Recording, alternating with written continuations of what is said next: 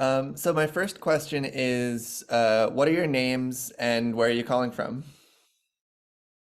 Okay, I can start. My name, which is a little bit hard to pronounce, is Xiaofan Jiang. Sometimes I just use Amy because it's easier when you go to places like Starbucks. And for a visual description of myself for accessibility needs, I am a Chinese woman wearing a pair of glasses and my hair is blonde. I'm wearing a kind of white linen suit today, and I'm currently based in Chicago, but I'll travel back to Shanghai for a couple of months tomorrow. So I have an early flight to catch. Thank you. I'm going to throw the mic to Eo. And today is your last day in Chicago. Yes. Wow. Wow. What do you feel? Sorry, I'm just very curious what you feel. A lot of packing things. Yeah, because since COVID, a lot of Chinese diasporic people haven't been back to China for a long time. So that's why I was kind of feeling excited for Xiaofan. Also, I'm sorry I always called you Amy in public settings. I'm sorry. I didn't know that you go by Xiaofan now. That's fine. Both are fine. Okay. Okay, my name is Yiou. I will type the pronunciation in the chat. Or yeah, and I'm also okay. Xiaofan is setting a high bar for for alt captions for okay. It's too awkward to describe myself, but I'm just I'm a shapeshifter. I'm from China as well, and I'm currently calling from Cambridge, Massachusetts. Yeah. Thank you.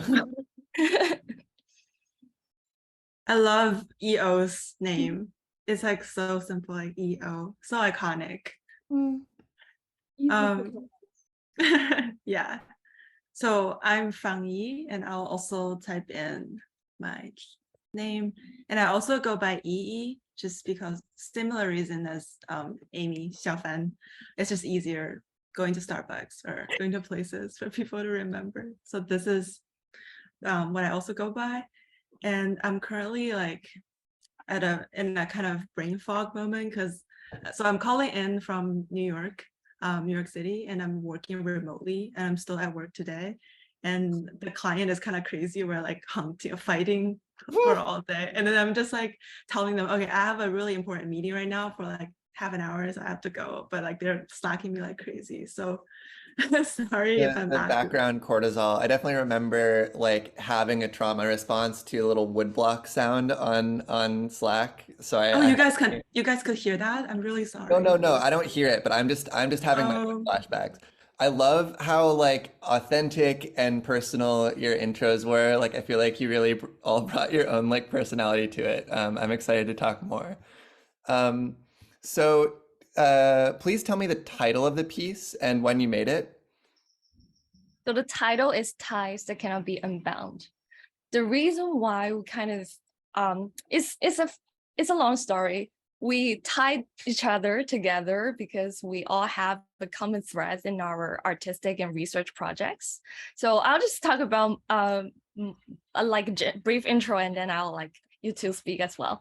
So before like half a year ago, I was working on my thesis project, which is about envisioning habitable futures and bringing in ideas like ingenuity and disentanglement with like the toxic capitalistic world and patriarchal idealisms. So we kind of that's about where when I met EO and E.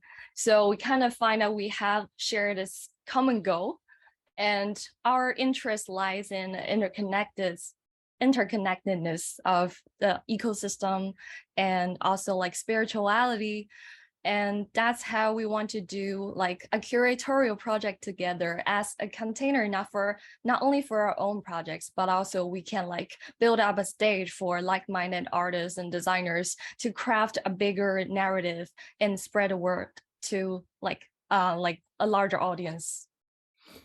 Thank you. And so, yeah, so is this all of your curatorial debut? Yes. We love to see that. So yeah, I mean, tell me a little bit more about your workflow for creating it and working with the artists. So we kind of start with the idea itself. We kind of have a narrative already crafted out before we send out an open call, because we have this common theme, such as how we can re-engage our relationship with the othered, the exploited, and those kind of marginalized community, and also as entities in our world. So under that kind of big theme, we sent a open call to like different kind of artist groups and to university newsletter. We at the end we got like almost 200 submissions. So Wow. the process was like we read carefully about every work, and we kind of want to sort all the works into 3 categories, and that these are bodies and environment, spirituality and physicality, and organisms and artifacts. And then our 3D environment designer, Yiou, started to craft the habitat for all this work. Yiou, would you like to share your creative process? Sure. So at first we thought the space would be very organic, like a kind of fungal growth. It must indicate growth and be biomorphic, and also because it is served as an exhibition space, it cannot. I think it's best that it has a clear circulation, and also it has somewhat flat surfaces to display 3D works. So that's how this mushroom kind of grows that falls into 3 ways came to existence. But later in the curatorial planning, we decided to use this as the main room, and we had a different environment for each of those subcategories. And for those environments, we used kind of different logics, mainly because of the artworks themselves. We think, for example, for bodies and environment theme, the artworks are very abundant, and there are 3D and video and images works as well, and we felt like making something that evokes connectedness, such as our animated poster. I don't know if Sammy has seen that. I will send this link in the chat, because this contains our animated poster. So we use the same logic to generate bodies and environment. And for organisms and artifacts, we were using one of our artists' works, the flowers by Daecheon, as the pedestals, or like floating islands that some of the flowers, as you can see in our second room, contains one work from like one artist or group of artists, such as Ganimals, because the one work contains a lot of different images or different objects, but they should be shown in a way that's like clustered together, but also in an open space. So that's why having Daecheon's flowers as the base is a great way to organize them visually and spatially. In a third room, there's a glacier-like kind of interior-like vibe, which was discovered by Xiaofan by accident that she went inside of one of the 3D objects and found out that the space inside of that object is equally or even more interesting than floating outside that object. So is kind of an interesting twist because it also makes me think a lot about how we as artists and curators sometimes we act like the camera in 3D softwares such as Blender C4D and Houdini. We are actually the camera. I actually had a dream one night that in the dream I was the camera in my Houdini viewport, and I was traveling inside a fractal world. And it's a feeling of being inside something that's I think really enigmatic. Yeah. Also, it really I think it has to do with the artworks themselves because without seeing the artworks, we originally planned for another kind of exhibition environment, which is the thing you see on our background. We originally thought we would put everything on those small mushroom-like platforms. That's why there's a lot of flat spaces. But in the end, things changed in a good direction. Oh, I'm excited because yeah, the last time I saw it, I think you were still working with the mushroom concept. I have also had Blender dreams, which is like disconcerting. But I really agree with what you're saying about sort of embodying the camera that like, you know, I have some complicated feelings about avatars because I feel like when you're in an immersive 3D space, you're being represented as the camera and your avatar is really kind of like the way that you express as a person. I feel like it's more words than it is like visual representation of you.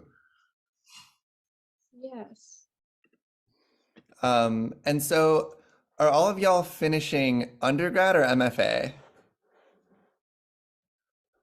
I just finished my undergrad, but And so were all of you in like in school during the pandemic? Was like Zoom school a thing that happened to you? Yeah. we So all. yeah, I mean, tell me more about how the pandemic impacted your practices. Would you like to start first, E? Sure. I think like since the pandemic hit in the beginning, like we panicked, like all our book binding class all became like digital book making. And then there's like a part of engagement of like flipping through the physical object and like interacting with the material that's missing. So I think something that we definitely think more about is how do we interact and like engage the audience in a digital platform in a virtual world. So that's definitely something that we started thinking that we never like thought of before. And this definitely connects with our exhibition ties that can be Unbound on the new Art City platform.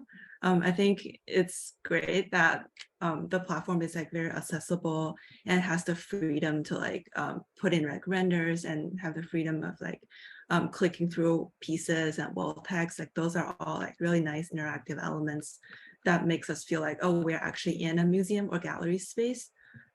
Just little things like that. Yeah, if anyone wants to add. I totally resonate with the printmaking turns into like digital ones. Oh my God. Because we kind of had this curation class back in my MFA study. And after I turned into a project on New York City, that's how I got familiar with New York City. It's called alt alternative, I think.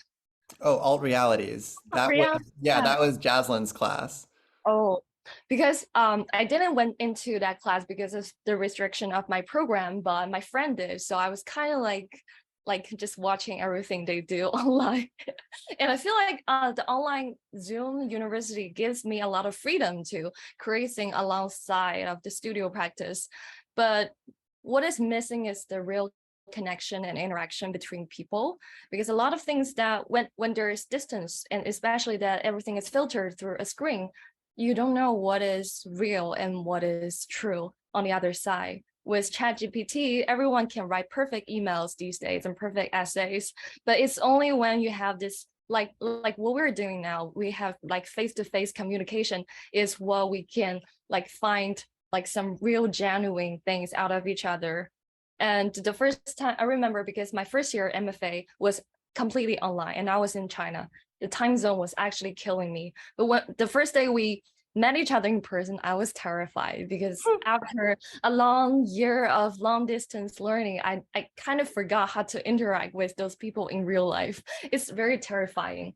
But in general, I think there's good sides and bad sides. It's like we need to re-examine how we make art and how we leverage different kind of technology to kind of create the message that we want to create. I think as long as what we are trying to do, the objective are there, we can certainly like experiment with different kind of means, different kind of format. But it's just that we need to like get in the transition stage of from physical to digital. Mm-hmm. And so is this y'all's first time showing in virtual space, or have you done virtual shows before? Not for me. My first time. Oh.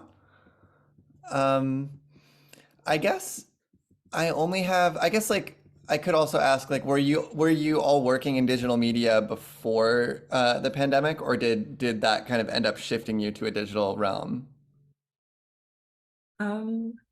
I've been working in a digital realm, but I would say since pandemic, it's more about interaction, like really thinking about how this will, just like what Xiaofan said, it's like thinking about how we use the digital media to connect people instead of just like, having the advertising flashing screens to see, oh, that's cool looking or attracts audience. It's more about how do we connect the audience.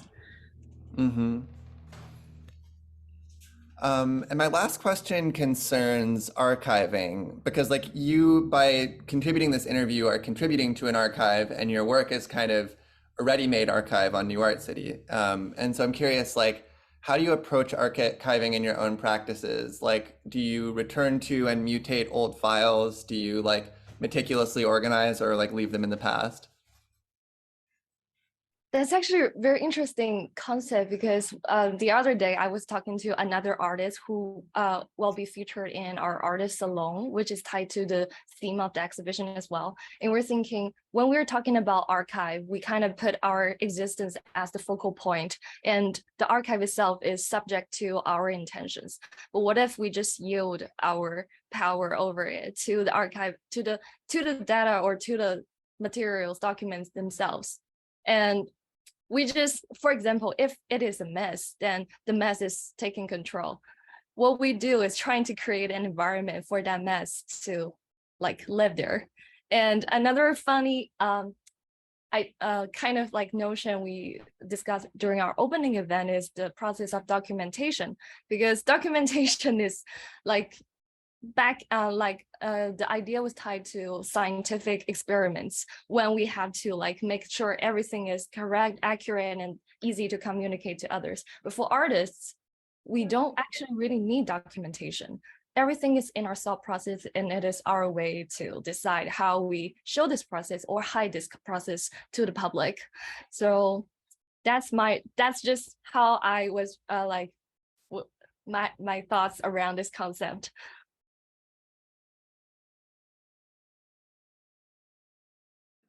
Thank you. I was muted. Does anybody else want to share about that before I go into the space? Yeah, I think, yeah, I would like to chime in. I think definitely archiving hasn't been something that I was actively thinking about, but in my digital files, I actually have a folder that I kept for many years of my favorite artists and inspirations and like role models and such. And I also have I have both analog and digital archiving methods. I also keep sketchbook with me for many years, and I would write and sketch quick ideas. I think it's just like a personal, also like a documentation of my personal inspirations and creativities. Yeah, and the other day we were talking about documentation, and I was just I was kind of shocked when I learned that some of the artists wouldn't like to document things. They actually push against it. Instead of just neglect it, they are actually against it. And I was very surprised because I was educated in like a digital domain, digital design domain, and although I did a lot of oil painting that was like many years ago, I after I moved into the digital realm, I mainly document like everything in my life. A few years earlier, not a few years, actually a few months earlier, I actually have the creepy habit of it's not that creepy if you think about how I never go back to my archive, but I actually would record all my Zoom meetings because I'm a slow person. It's just for me. It's not it's not to be distributed, but I'm just slow, and sometimes I need to have things in the writing. I need to transcribe things into text in order to absorb information. It's just reading is the best way for me instead of talking and listening. So that's the only reason I will go back to Zoom recordings. But it's kind of creepy when my roommate knew it, because she was like, wow, so all the Zoom meetings everybody had with you was like secretly recorded. But I recently don't have the habit now because it sounds like you don't have to write, Sammy, you don't have to write this part. This is like just between us, a little secret, because I don't want to make it sound like a plug. I didn't receive any money for promotion for anything, but I found author.ai is a good transcription. Yeah, so you all know that. So Yeah, that I is made a why I piece don't, with it once. yeah. I don't record Zoom meetings anymore because but I'm not recording this one. But I mean, for some of my more higher stake meetings, or like just more delicate matters in general, I would always turn on author, transcribe it, because if I keep it in the form of text, I can revisit the ideas. I think that's really cool. Archives. I don't think it's creepy. Okay, that's great. I But- definitely, oh, sorry. Go ahead. No, I was gonna say I definitely resonate with what EO said about perhaps sometimes we never look back at our archive, but sometimes we do. And that makes me think of what's the purpose of archiving it. And that reminds me of when I first came to the US, like many years ago back. I just got excited of every food I ate. Like I would take pictures of every plate and every place I went. And do I really look back to those? Not necessarily, but I think it's the moment of knowing that I'm archiving this, like I treasure this moment. And I think that also kind of applies to art sometimes. Like I just want to capture it. You know, people sometimes I criticize people like taking a lot of photos at the museums, but sometimes I just like love the piece and I just want to like know that I captured it, to capture the moment. So yeah. Yeah, it's like it like captures your perspective sometimes more than whatever is being captured as an image. Yeah, and I I just want to follow up on E's point about capturing with a camera and kind of documenting your daily life with a camera. And the other day, I was having a very interesting conversation with my friend who is a technologist, like a tech innovator and entrepreneur, like an engineer kind of background. And we were talking about AI and AGI, like how Chat GPT and Stable Diffusion are like so huge these days, and there's a lot of opinions online saying that they will replace humans very soon because they do generate a lot of like creative stuff. And I was against this opinion, of course. And in order to explain to my tech background friend who is not like doing anything creative, in order to explain to him my point of why like AI such as ChatGPT and Midjourney will not replace humans. I just use the example of like taking photos along a walk. Everybody will take different photos, and even when you mentioned that you take a bunch of photos in museums and tourist sites, everybody's photos are different because your viewpoint is different. The way different things capture your attention is very different and is very complex. Without your brain analyzing everything is just based on feelings. But if I bring an AI as an AI companion with me on a walk, I'm pretty sure the AI, if trained properly, will be able to identify and name everything I see. But will the AI be able to take the photos that I take? No, or the photos that you take. I think this is I think this the way you document your life is adding to your humanness. Because memory is constituted in the body. It's like information is not the same as memory. And if you use an AI, or there's a reason why you don't use an AI image describer to write alt text for your own art, because it's like you're not trying to remove your perspective. Like perspectival seeing is valuable. Yeah. That reminds me, because during the opening event, we're showing a pre-recorded tour as well. And a lot of audience were just taking screenshots and sending it back to our Instagram account. And I saw everyone shares different perspectives. Some of them just got trapped in a 3D model. And that's her archive as well. So I found that it's really interesting. And another point I want to add, it was kind of like brought up earlier about the look back of the archive. I just want to bring up the power relation in this, because I have a new school Gmail for 2 years, and after graduation, they wiped out all my archives up there without even noticing me. So, see, this is power. Platforms are precarious. It's like, it's like you may be confusing free storage for freedom. Or I read that did you ever read a prehistory of the cloud? I've been super obsessed with it. I highly recommend it. We'll check it. Okay, so should we shift to screen sharing?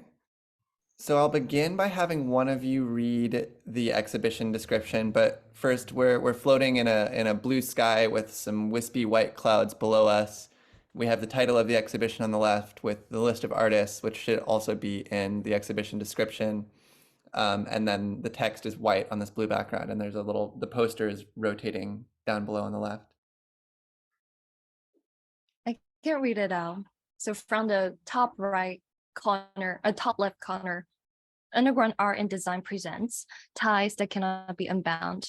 Artists: Alina Tofan, Daecheon Kim, Flavia Mazzanti, Eliana Sun, Ishraki Kazi, Julie Sperling, Peng and Yueshen, Lyndsey Walsh, Nina Sumarac, Reza Sedghi, and the collective of SueKi, Kamen Xia Kai Wen, Ryan Oi Chun Kit, Van O, Wei Wu, Xinyi Yilin Zhang, Youju Kang, and the collective of Ziv Epstein, Oceana Bolais. Sorry if I mispronounce your name.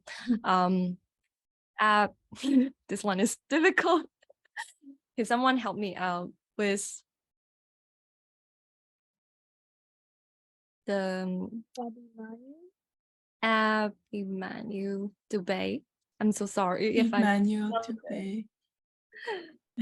Matt Grow, Mika Epstein, Josh Hirschfield Kron, and Sandy Pentland, Zhao Jiajing, Zheyuan, and UAAD curatorial team, Xiaofan Jiang, Fangyi Yang, EO Wang, Zhiye, Tristan. And then there's the instruction: use WASD to move and fly. Click on the portals to enter our 3 exhibition spaces. Press escape to exit or quickly travel between worlds. And the curatorial statement is: when the umbilical cord is cut, the biological bond between the baby and the mother is removed. Simultaneously, our bodies begin to weave new connection with the world, rendering us not solitary beings, but a fragment of a complex, intricate system that has been beyond our comprehension. Ties shape our narratives, but what stories do they tell? Are our relationships with entities on the planet, including living and non-living beings, sustainable or harmonious? Or do they reflect a distorted and anthropocentric view of the world? Can we reframe and reshape these ties to build a better future for all?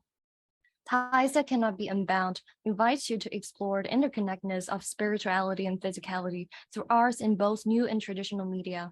What ties are impossible to unbind, and why? Does art have the power to challenge and transform our understanding of these ties? Step into the exhibition space, constructed on a virtual platform with shapes of organic creatures that becomes a habitat for multimedia artworks. Discover a spectrum of ties that encompass diverse forms of connection, each occupying a distinct position on the spectrum. Are these ties merely threads in a larger network, or do they reflect something deeper about a relationship with the world? And on the bottom left corner, the rotating poster is actually our exhibition catalog. So if you click on it, you can download it. Oh, that's amazing. Thank you. Oh, it's behind us. Yes. I got it. Who's that? Oh, this us. So the same fungal giant platform structure that is behind each of the curators' backgrounds is now the world that we're in, and we have these 3 or 4 vertical panel videos spread through it, and they're a bunch of square pixels all kind of undulating around like a wave. On the one I'm looking at right now, above the text says emotive index equals 4. It's sort of oscillating between up and up, target emotion, exciting, uplifting, soothing, and it's shifting around. We have a few more of these, but they don't have the text on them. Yeah, let's start with these. Tell me more about these works. So the lobby space is actually like a tutorial space, because for a lot of first-time users, they need a space to like get familiar with all this like how to navigate a space. So we kind of spread this artwork out for people just to get used to floating, flying in the space. And for this work, it is mostly about the limitation of human expression and how our feelings are too complicated that cannot be reduced by using reductionist thinking into algorithm or be translated into another language. So we kind of use this artwork as a starting point, removing humanity out of the focal point of the world and spread out our narrative into the 3 categories: bodies and environment, physicality and spirituality and physicality, and organisms and artifacts. So we put the 3 portals in the middle of the space, and when people walk on it, they can just travel into the other space. Thank you. And I want to know more about these works. Or like I'm now kind of noticing that they have kind of like a human skin tone and movement to it underneath, but it's just kind of like you're completely blurred out. But there's sort of movements underneath this cloud of squares that seem to be like a human moving.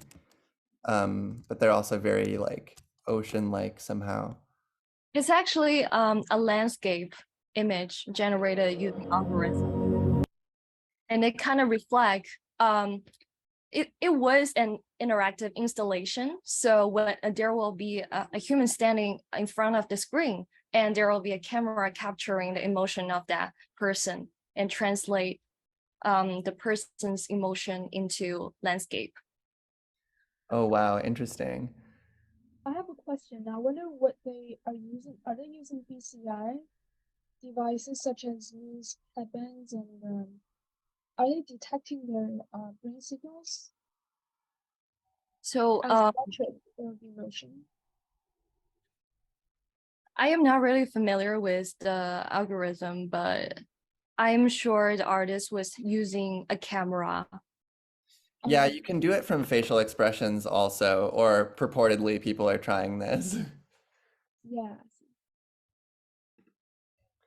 And the artist is Zheyuan Jiang. Yes. So should we go to bodies and the environment first? Yes. Going through the portal.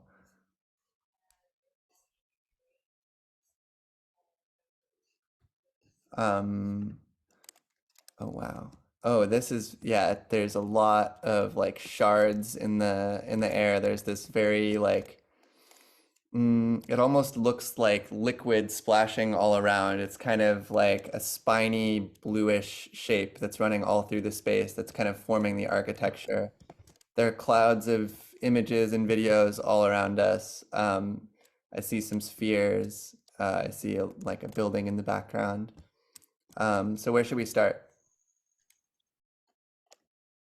We I can guess at the beginning. maybe from the left.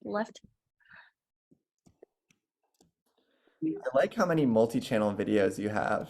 This one's so dimensional. It's like very photographic, slow-mo with these like particle simulations.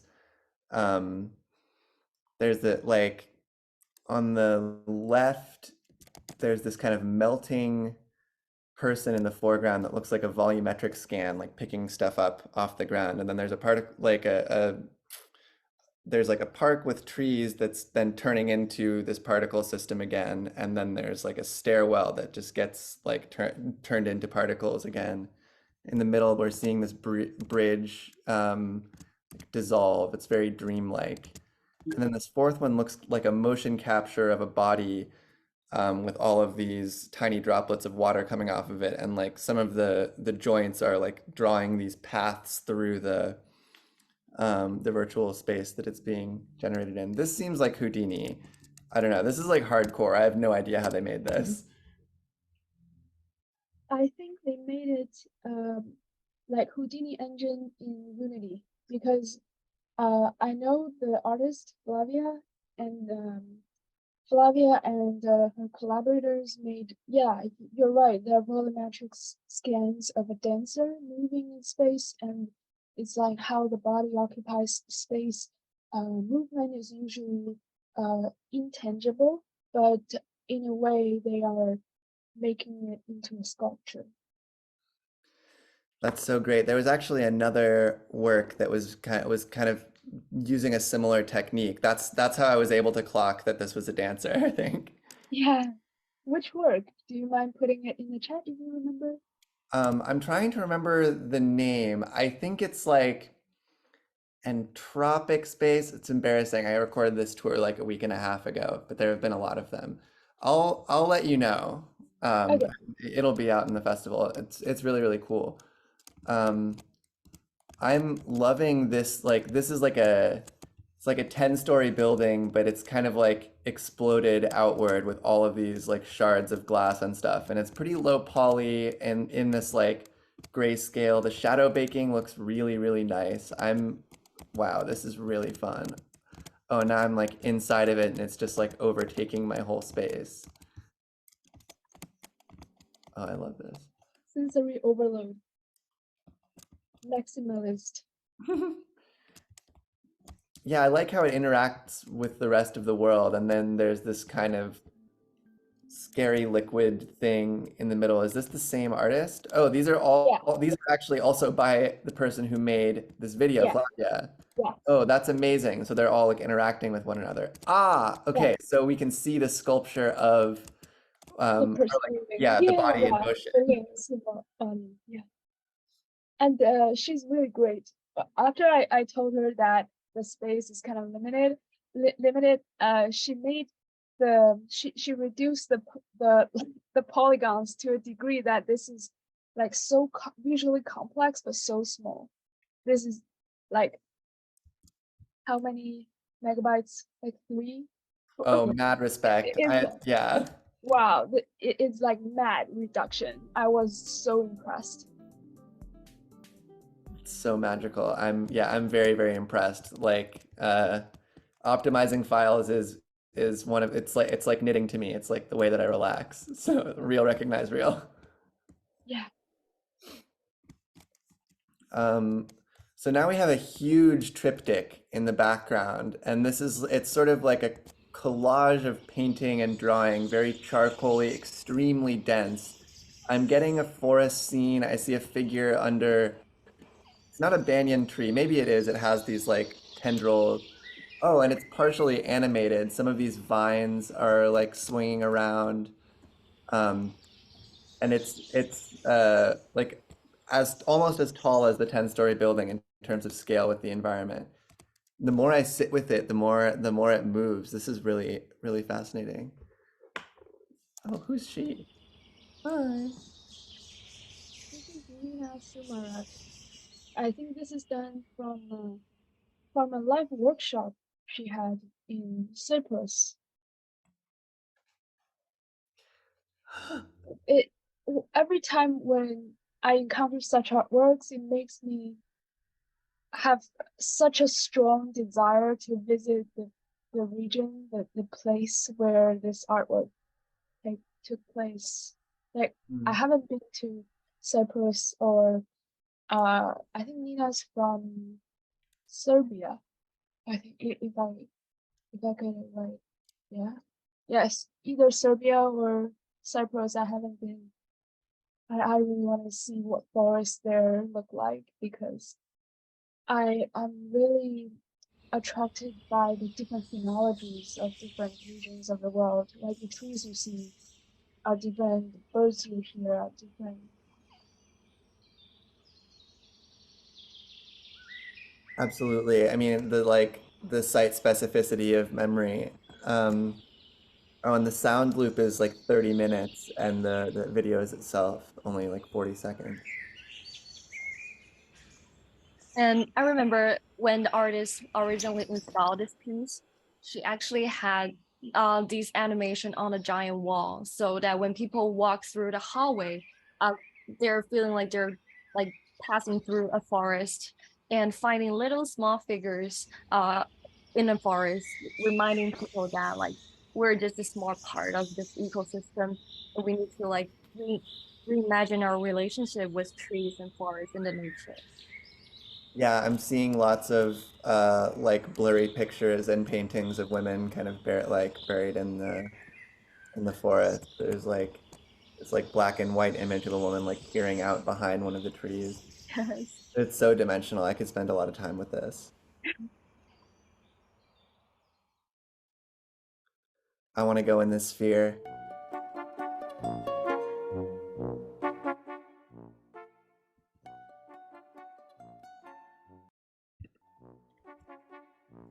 So we're at floor level inside of this sphere. Oh, and I see that the images near it are related. And there are these huge I'm seeing a huge macro video of a 5-petaled flower with a bee on it. Now there's this person with this pink and yellow mushroom facial piece, like putting their face into a flower. We're underwater now, and there's all of these sea plants. And now the same person, oh, wow, giant like foam yellow feet that almost look like lemons. It's like hard to get a purchase on what's going on quickly because the cuts are very quick, but it's very like absurd. So let's have a look at the stills, which will maybe give us a better sense of the piece. Oh yeah, there are the boots. Now I can describe them. Oh, they're like the artist is wearing like a white unitard, or yeah, white leotard and purple leggings, and their feet are going into these enormous yellow foam shoes, and they're laying on the ground with their feet up on a yellow beanbag. They have this like yellow and green like spray facial paint and kind of a mask around their eyes, and it's also up from their hands up to their wrists.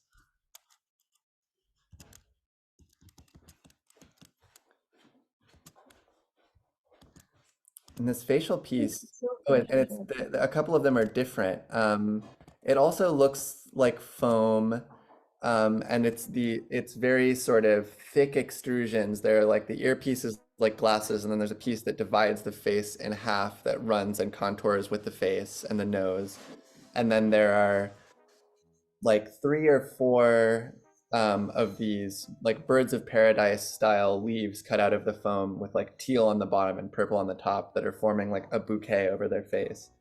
And they're holding it's like a chest level portrait, and they're holding these pink flowers.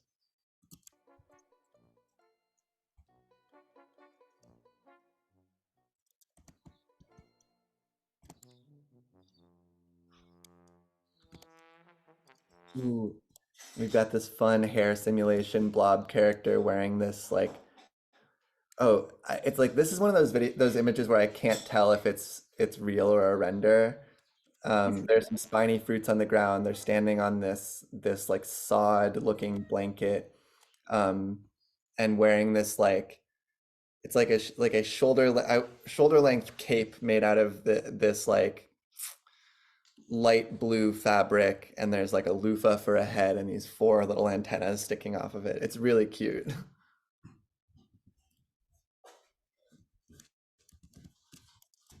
I think this is a photo, right?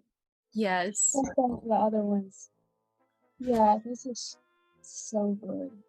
There are 4 different ways for human to help the plants do pollination. So, for example, this one is mimicking bees, how bees like spread to do pollination, and the other 3 are, for example, utilizing wind, and the yellow shoe one is for spreading seeds for plants underwater, and the purple fur one is to mimic when the seeds drop onto animal's body and animal carry it all around the field. Oh wow, I love like helping plants have sex. Oh, this one with the bathing cap, and it's a slightly different prosthetic. It's much more mirrored, and one of the eyes is obscured by the back of a sunflower. So the lighting in these are really nice, very, very warm. I think it's 3D printed. Ah, oh, I can see that. It's like it's hard to Reza. tell from the image, but now that you say that, I can kind of tell. It could almost be felt, but I know it's not felt. Yeah, I think it has been painted. It has been coated with a paint Mm, over the original material, which might give it a different texture. yeah, I it's think a it's little bit foam. more textured. Yeah. Foam? Did you say it's foam? Yeah.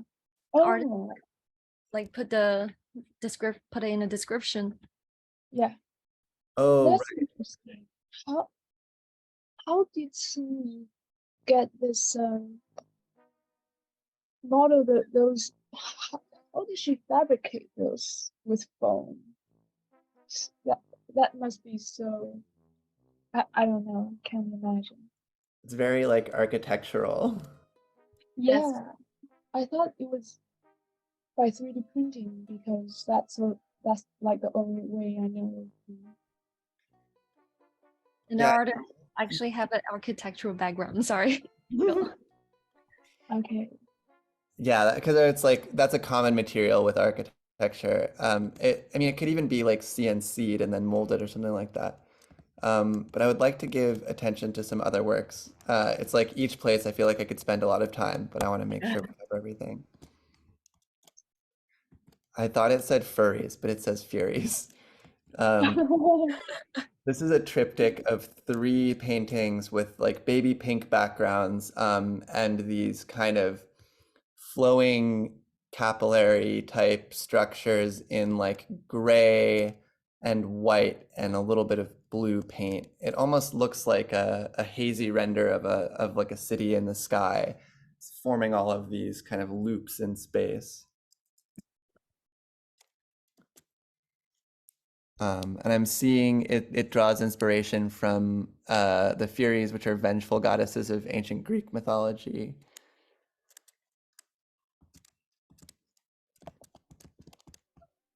It's been nice to see a fair amount of painting in this festival. I think the last person that I talked to Babak and Nathan, they also had a lot of paintings. Love to see the traditional media getting adapted into the virtual one. Yeah, it's like, it's quite expensive to paint something that's this large. And then also, I've seen people who are making paintings that are maybe like 4 by 5 inches and then blowing them up, and it gives it a totally different perspective. Ooh, I want to see this 3D sculpture.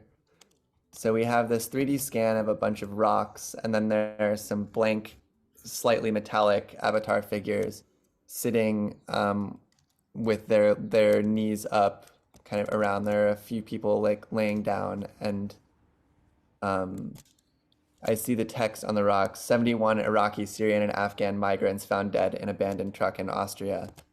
13 African migrants suffocate in shipping container during transport across Libya. In the background, we see a building at night that looks maybe like a library or an office. And so the lights are on inside, and there's a bike rack in front. And then we have a video that's showing us that the sculpture we're looking at is an AR sculpture, which was installed I see it installed in front of a church right now.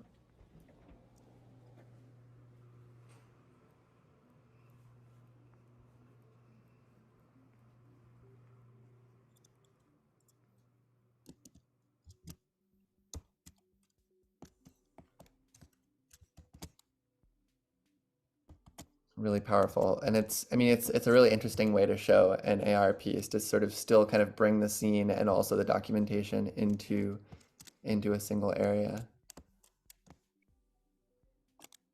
Ooh, we've got some very photoreal, but these are renders. I'm confident to say that these are renders of like there's These a are actual photographs. no.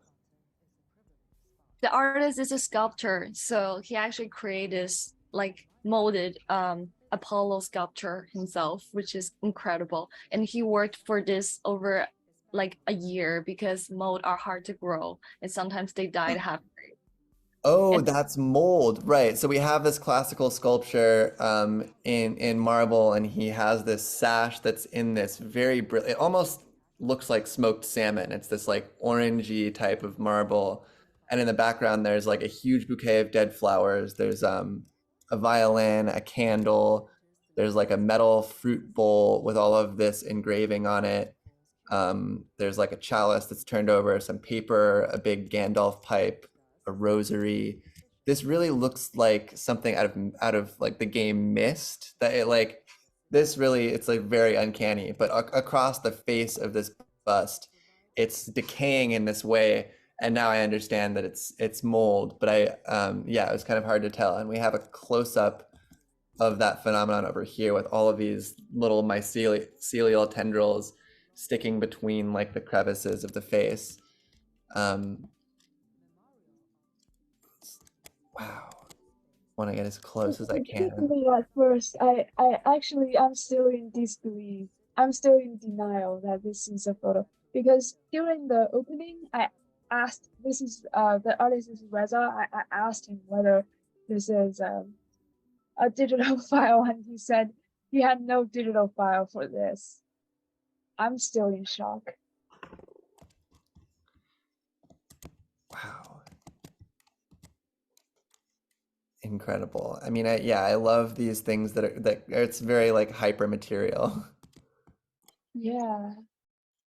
So I see we have a short film over here called Skin to Nature, and we have a few stills from it. Like on the video right now is a foot sort of caressing a big tree trunk, and it has these super simple wavy like concentric patterns on it, in like blue and yellow and this like rich kind of henna color.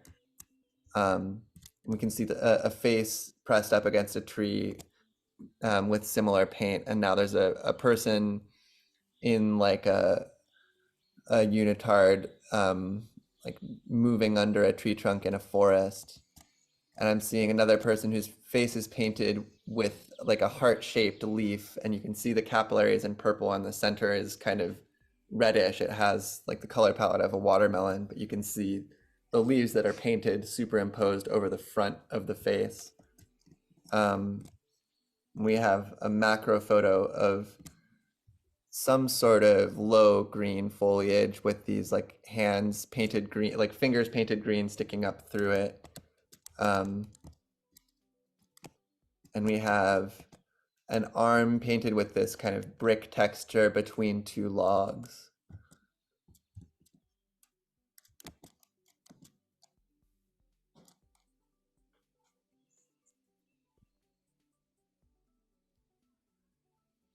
I remember the team of this group was made up of a dancer, choreographer, and also a makeup artist. That makes sense. It really, yeah, it's great to see this sort of collaboration coming together. Let me see. Have we seen everything in this space? I think we have. We have Oh, and you've got your portals. The architecture of this, the flow is very, very well done. So should we go to spirituality and physicality? sure. This is a big show. I'm really impressed.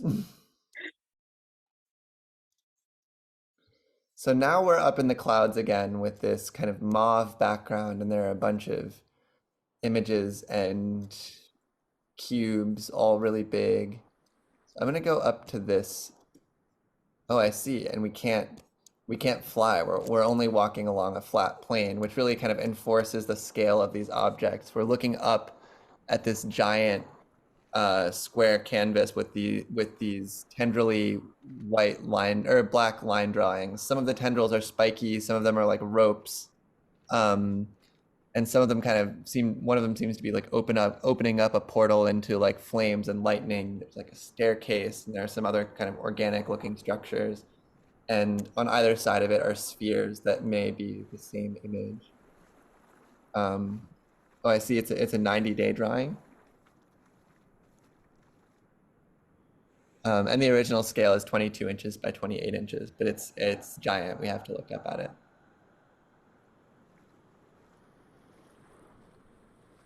We have the water sound to it. On the side of that, I see like a shark skeleton up in the sky. I think there's another one around somewhere.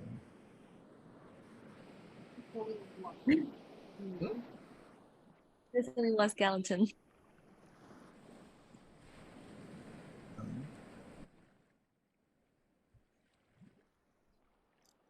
Now we're going into a box video. Oh, I love it inside of the box. So we have these people in like kind of earth-toned unitards with these very leafy facial masks. They look like the Green Man. And they're sitting in a forest around this like wooden table, and there are a bunch of leaves. Some hands are waving over it, and they're like placing down rocks and pine cones onto this tree stump very deliberately.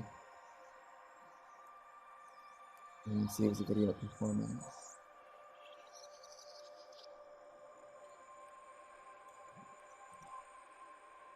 There are three women sitting around this tree stump, all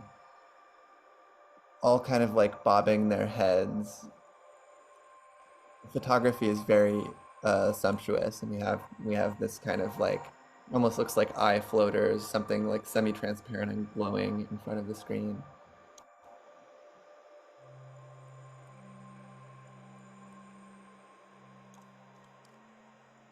And the forest canopy moving in the wind. Is In the Belly of the Whale related to, are all three of these related? No. Is the In the Belly of the Whale, is that related to the skeleton in the distance? I kind of put the skeleton to like to make it more like a symmetry. I see. Yeah, that really plays. And what we're seeing is like a mosaic on like a black plaster background that looks kind of like shark teeth or something like this, and there's like an arc of interlaced rectangles running across the frame, and it's taking up like 2/3 of the square. And when we go close to it, it looks like all of these tiny plastic pieces that are like interlocking to form these teeth. Like I see some like wheel shapes, and I see a lot of these like curved white like little bone shapes. Microplastics dangling in the stomach of a belly up whale. Oof. The lead of our generation.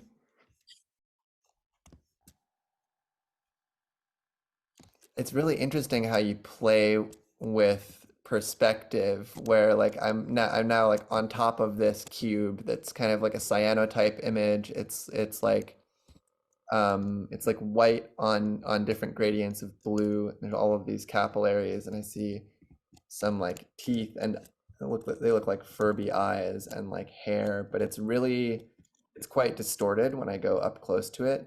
I'm wondering if I can just clip into it over here. I can. So it's just like there's one tiny spot where I can look inside of the rectangle or inside of the cube and see everything. So we have all of these chicken heads that are and like doll hands and stuff that are stuck onto these root systems, and those must be Furby eyes. Yeah, it's this like kind of grotesque assemblage of all of these different kind of waste things and like chicken feet.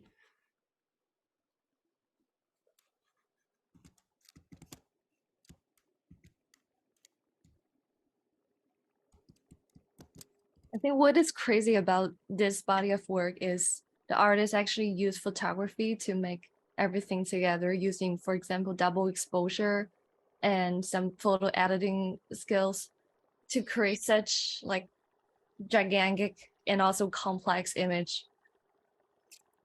Yeah, it reminds me of I Spy, but I'm also a big fan of like using photographic techniques to make these like hypermaterial images. This one that we're looking at now is intense. There's a person or a mannequin sitting in a bathtub like that's full of water, but it's also full of like hands in rings, and there are all of these like there's some bars running across it. There are all of these little mechanical pieces of detritus, like alarm clocks. I see some kind of robot lobster. It's very like cyborgian, and the color palette is kind of almost like an X-ray. It's very, it's not hazy. It's very like high contrast, but it's kind of, yeah, this like light blue tinge.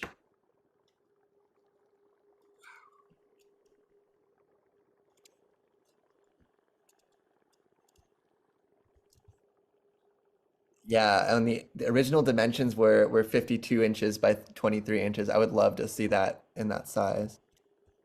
Oh, and these must all be, yeah, these are all the same artist. So beneath that rectangular image is there's this like cryptid skeleton of some kind of like bird or like mantis sitting on top of like a scissor lift thing, like the thing that would pop a Jack in the Box out of the Jack in the Box on a pile of all this different rubbish. There's like a brain and like the corner of a pipe and like a spool of wire all running through it, and it's in like a sepia tone. And this is taking up like the bottom of the frame, but there's a ton of black negative space in the background.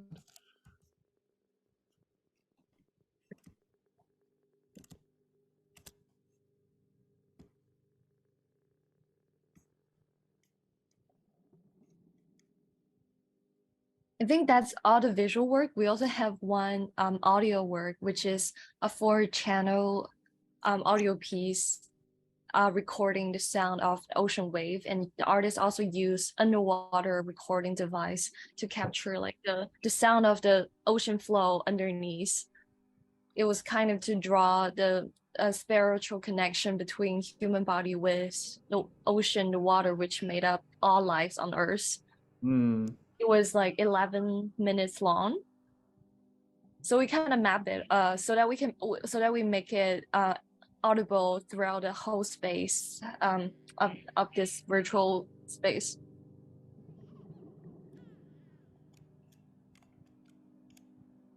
And if I you love. are wearing a headphone, when you turn around, you can actually hear like the spatial changes. I know it's binaural. I think it's so cool. Um, I definitely like using that in my own work.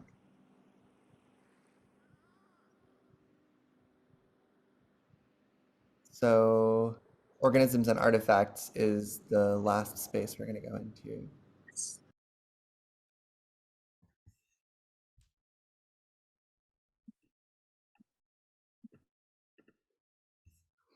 So now it's a perfect white cloudy background, and there are some six-petaled flowers over here that give you the portals back. And now we have these like interlaced petals, and they're like unshaded, kind of white texture. And we're flying again, and there are a bunch of different spheres rotating around, with different images on them. And I'm seeing some kind of 3D scan space. There's like white tile and like a firebox. It almost looks like maybe a subway station. Um, and there's this like curved bench with this like knobby metal floor. I see a turn, or what are those called? Like a rotating door. And oh, interesting. This looked kind of like a radar screen, but I realize it's a petri dish with text overlay that's like scratched onto the top, and on the other side there's another petri dish with like red text, and they're both signed E. coli. Um, and then in front of this bench we have a person who's these are two photographs. There's a person wearing like an oxygen mask, and then there's a person sitting on this bench that we're seeing here. But in the corner there's a pile of dirt, and there's a terrarium. And you can see some chicken feet behind these little like cloths obscuring whatever's there. It's very like there's a lot of condensation on the inside, and then there's this balloon with kind of a copper wiry structure that's holding it up, and I see like an LED, and the person with the mask is breathing the air from inside of this chamber. Ooh. And I'm seeing a video that seems to be too like it's a very like cloudy surface, but you can see these three hands like coming up and tapping it, and then getting obscured. So you can only really see like the fingertips clearly, and then it goes out of focus. And they're doing all of these gestures, touching touching whatever the screen is. And then there are four images in a grid with like an orange color palette. They look like they're microscopes. So there's this like puffy texture on one, and then there's another one that's divided diagonally between like a lighter orange with some pale dots, and a darker orange that looks more kind of like paper. And then on the left, this looks very much like bacteria growing on like a plate with condensation on it, and the other one there's a bunch of engravings that almost look like a circuit. It's hard to tell what this is, or maybe it's like a negative image of like an outdoor staircase. Yes, I can see I can see a few people in their shadows, so it's really hard to tell like what's being photographed and like what the scale is. But it's kind of like a solo show within another show.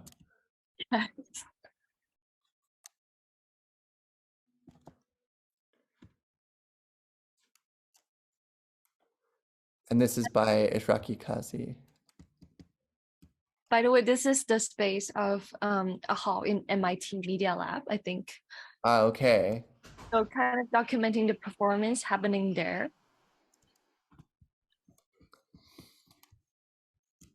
I love how scanning has been used several times to like document things that have already happened in physical space.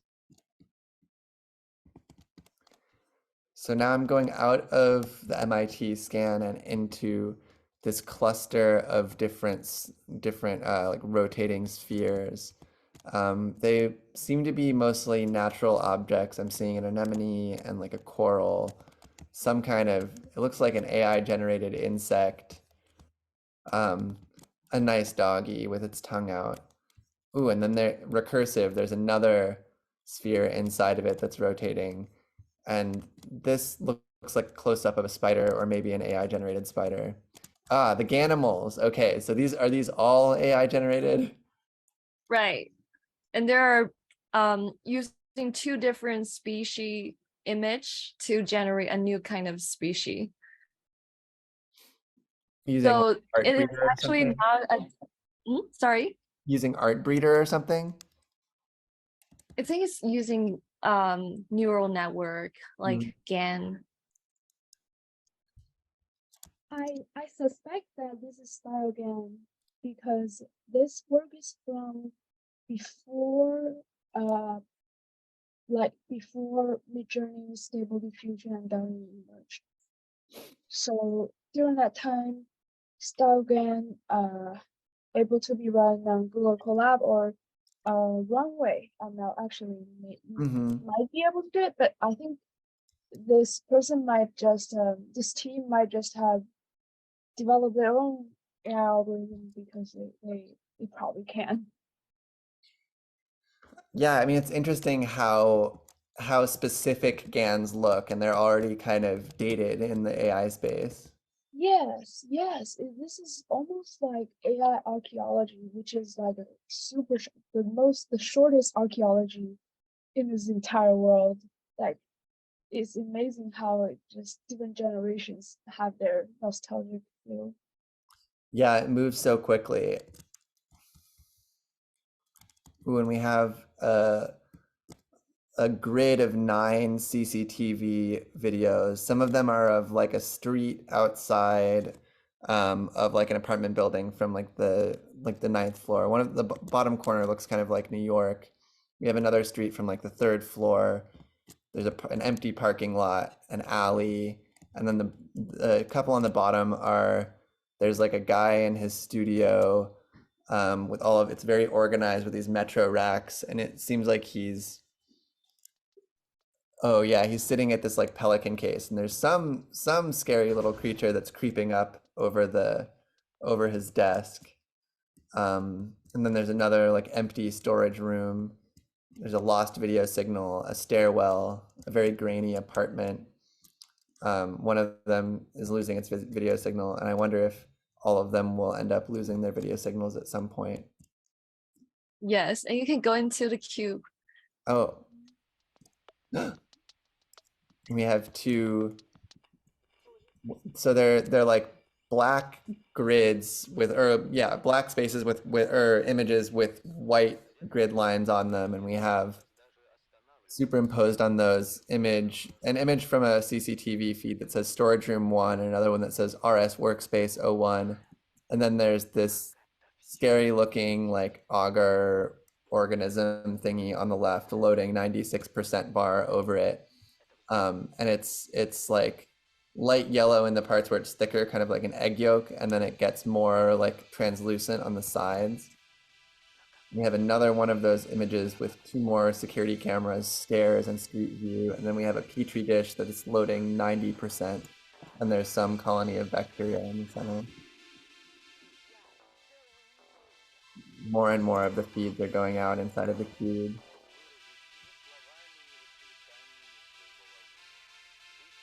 The teratoma. I love this kind of like sci-fi through the lens of a security camera, almost like that movie Cloverfield. And it's interesting how this how Lyndsey Walsh just uses the medium or fakes the medium of CCTV, because CCTV usually implies no editing, no like it is what it is. It's like a it's usually perceived as like a surveillance, also like a kind of documentation of the reality. But Lyndsey is able to manipulate CCTV I think this kind of intrusion into the reality is more powerful than, say, just visual effects in films, because CCTV implies this truthfulness. Yeah, I think it's really interesting and it's really well done. Yeah.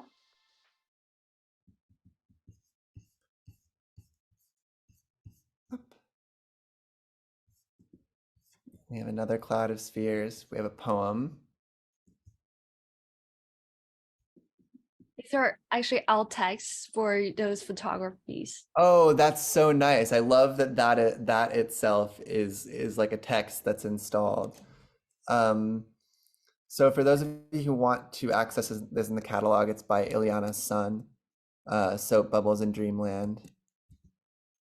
I still want to go inside of the bubbles. Oh.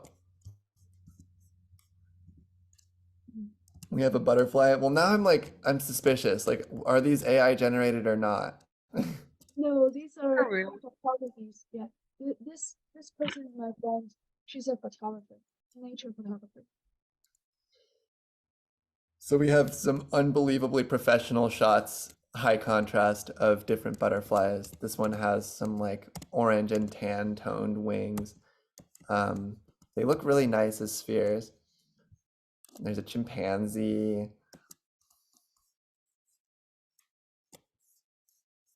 Some kind of, oh, it's a roller coaster.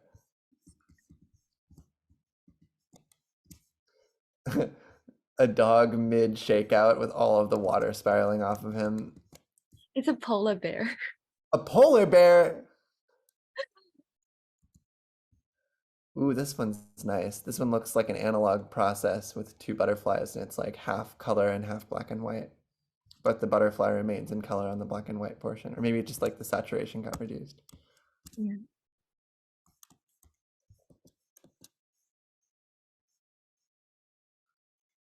Zoom. Wow, did we get everything?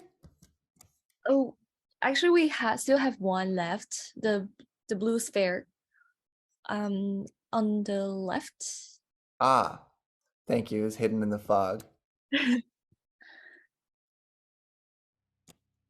Ah, so we have a spherical blue image. This, yeah, it looks like water was splashed on a cloth, and the places where the water was splashed are like inflating, and the cloth itself is this darker blue, and then the inflated parts are a lighter blue. And then we have a video installed in here that it looks like this is a video of a physical place. I can see a speaker on a pole, and I can see a camera pointed down at this glowing square. I can see there's like a ring of LEDs around this like acrylic box, and you can see the artist or the performer kind of like moving things around in the box, but it's kind of hard to tell what they are. Maybe it's like sand or something. And my guess is the camera that's pointed down is now projecting that onto the wall behind them. Yes. And it's jittering in a really interesting way. Maybe that's the light flickering, or maybe there's like water in there. It's hard to tell, but yeah, it has some interesting like X-ray microscope or like underwater vibes. These are non-living materials, more like substances, but the artist sort of using some methods to make these materials reactive to external stimuli, and it kind of have this evolution. It kind of have this evolvement when people touch on it, so it will look like molds growing or like cells interacting with each other. Right. But So it looks like this kind of sand, and it seems to be vibrating. So we got a close up just a second ago. And so it's forming these little like pockets of sand, and you can see the tiny particles vibrating as the sound changes. Right. And so now the artist is looking at what I believe is a max patch, or maybe that's like Isadora, some kind of video synth. There's Ableton.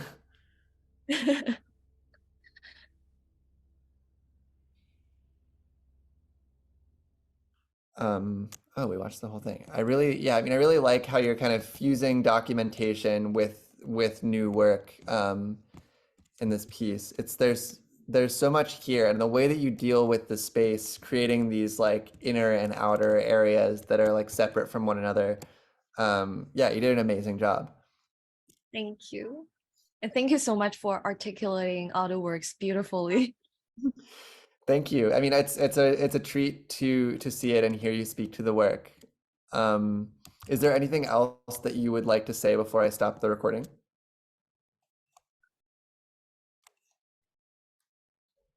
Thank you. I guess that's it. I really appreciate it. We're so excited to work with you and be on New York City Festival. It's really excited to see the organization grows and engaged with more and more audience. I really appreciate it. Yeah, I'm really glad that you joined us. I'm gonna go ahead and stop the recording now.